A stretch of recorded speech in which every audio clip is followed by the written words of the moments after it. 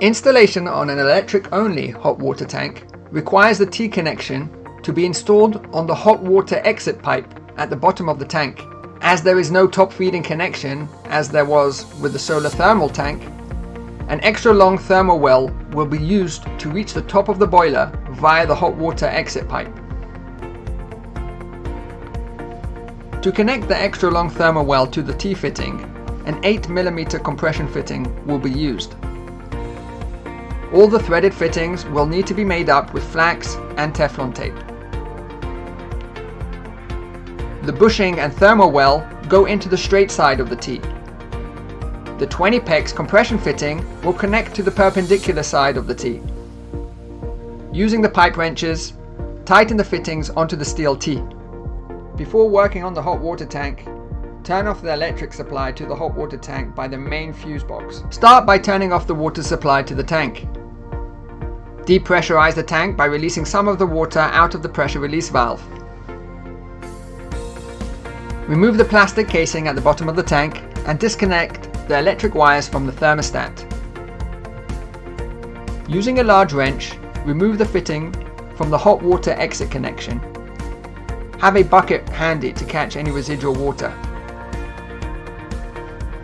Clean off the threading and then remake the connection by applying flax and Teflon tape. Carefully screw on the T. Tighten and position the T with the large wrench. The thermal well is now fed in through the 8mm compression fitting and pushed in towards the top of the tank. The compression fitting is now tightened around the thermal well using the Teflon ring and nut. Reattach the hot water PEX pipe to the new PEX compression fitting on the T.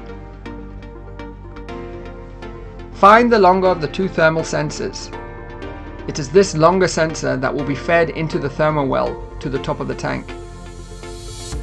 Secure the sensor in place with a rubber insert or piece of tape. Remove the wiring from the thermostat and pull the thermostat free. Insert the second thermal sensor together with the thermostat and reconnect the wiring. In this installation, the connection box will be mounted on the wall near the tank, and the wire ends of the thermal sensors and the data cable are fed into the box. All wire ends will need to be stripped. Note the color of the 4 wires and set them into pairs. In this case, white and white is one pair, blue and orange is the other pair. Twist the ends of each thermal sensor with a colored wire pair from the data cable. Using the connector block, secure each twisted wire pair by tightening the screw onto each end. Close the lid and start to run the data cable towards the Flamingo device.